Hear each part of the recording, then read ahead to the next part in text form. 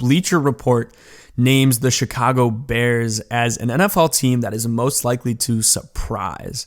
And now we talk about this a lot, Reese. Like, we have a lot of negative views on the Chicago Bears here. Like, we are very critical of the Bears sometimes. And, sometimes I even have to catch myself and say, like, maybe we should slow down a little bit on it. Maybe Mitchell Trubisky isn't that bad. Maybe Nick Foles isn't that bad. I remember, Reese, when we first had that Nick Foles signing, we were cautiously optimistic, I think is what we'd put it. We were a little disappointed with what other options were on the market, but at the same time, we understood the move from a one-season perspective. I think that's what we talk about consistently with Nick Foles, is he was probably the best move for the next season, but maybe not beyond that. Like, he's because he knows the scheme. If you brought in Cam Newton, it's going to be, starting from square one. If you bring in, Teddy Bridgewater, square one once again. So he knows the scheme, and I think that was the reason why we brought him in. And then also have the opportunity to maybe grab a quarterback in the next draft and kind of delay it. Kind of probably something we probably should have done in 2017, or we could have just drafted Patrick Mahomes, one of those two things.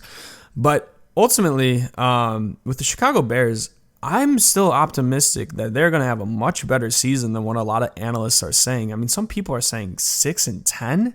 Like, how do you go from 8-8 with a harder schedule and less talent on the team to 6-10? I think it's just because I think that kind of criticism comes from where the wheels can come off with this Bears team sometimes. From an outside perspective, I think that sometimes, with this Bears, and this happened last year, was 8-8. I mean, we talked about how much better that could have been. At times, it's just the Bears get in a rough patch and they really struggle to get out. And I think people see if things go wrong for this Bears team, where there is the potential to. The uncertainty at quarterback, I think, has a lot of people worried, and as it should. I don't think anything's certain there. At the same time, I think that where there is potential for the wheels to come off, I think there's potential for, things to go right. There's potential for things to click, whether that be Trubisky having it click in, or, the quick change and Nick Foles gets a hold of the offense and the Bears kind of get that stability that they need and can play some good football, can stay on the field for a little bit, give that defense a chance to recharge. Because in reality, that's what it comes down to. I think that the Bears can surprise a lot of people if this offense can just stay on the field, score a couple touchdowns in the red zone, have decent possession, and then let the defense take care of the rest and mop up. I think that's, in reality, that's what it boils down to for this Bears team. If they can do those simple things, then they can really succeed and they can make a very strong push for the playoffs. Well, what was so frustrating last year for me is I do believe the wheels completely came off the bus. I cannot imagine a team that was much worse than what we saw last year. And somehow we still ended up 8-8. The Chicago Bears had games where they looked like they were one of the bottom two teams in the NFL, and they had games where they looked like one of the top two teams in the NFL. It wasn't a lack of talent or ability, it was a lack of consistency, and that's something I continuously hit on. And I believe that is largely tied to Trubisky, who has been tremendously inconsistent. He has the talent. We talk about this consistently. He has the talent, tremendously inconsistent. He's not a player that doesn't have the talent or the ability to do so. He's a player that just doesn't have the consistency to probably do so, and that's a common thing that you see out of first-round quarterback busts and people who, really fail to succeed in the NFL is they just can't get the consistency side down. Again, look at Jameis Winston, for instance. Some of his highlights are insane. He is some of the best streaks of best quarters of games that you'll see out of any quarterback in the NFL playing currently. But he doesn't have the consistency down. And Mitch Trubisky, in a similar regard, is similar to that, right? So ultimately, I would be really surprised if the Bears finished less than 8 wins, solely because the schedule is just easy as hell. Like, if this Bears team doesn't get 8 wins on the schedule, it'd probably be like us having 4 or 6 wins on the schedule we had last year. So it's just a completely different ball game in that regard. And teams do change when the season begins, so it's going to be, interesting to see in that regard who has improved, who has, regressed, and you don't really know who teams are for the first couple of weeks. It seems like it takes about 4 weeks for teams to kind of steady out.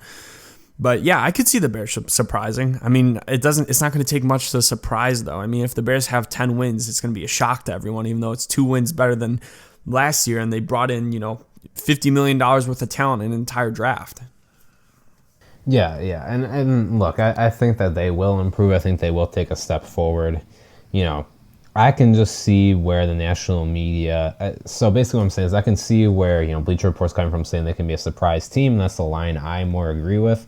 At the same time, though, the take of like 3 wins that we heard is a little extreme. But when people say 6 wins, I just go, hey, that's a product of if they start out with Trubisky and things go bad, and then they make the handoff to Nick Foles and he doesn't pick it up right away, it doesn't flip around quickly.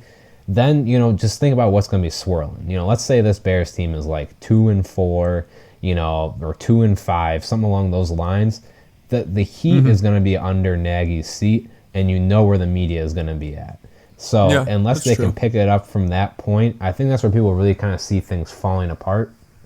At the same time, I think that just with the familiarity that Nick Foles has in this offense, if that handoff has to happen, or if he even just starts, as quarterback in week 1. There's so many variabilities here.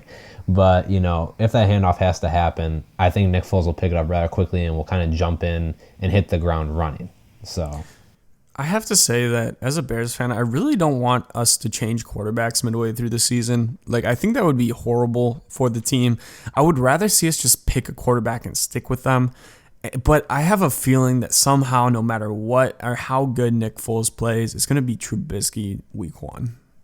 yeah, 100%. And that's why I feel like there's going to be a switch because, man, my confidence for Trubisky is reserved. I understand the hype behind it, and I get that people want to stick and rally behind him. And I say, sure, give him the first couple of weeks of the season to go out there and prove that he has improved and prove that he can be the starter for this team and carry them to the playoffs.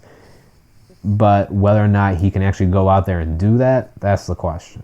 And that's why I think there will be a handoff. Truthfully, as a Bears fan, I would rather see this team have 4 or 5 wins than like 8 or 9 wins. Like that's the truth of the matter, because hey, I understand that going forward, we have an opportunity to get a really good quarterback next year in the 2021 draft. So like, I mean, it's a little bleak, I guess, but like, I would rather see us, if we're not going to perform really well, just, perform pretty poorly and go ahead and get a great quarterback that can change the franchise.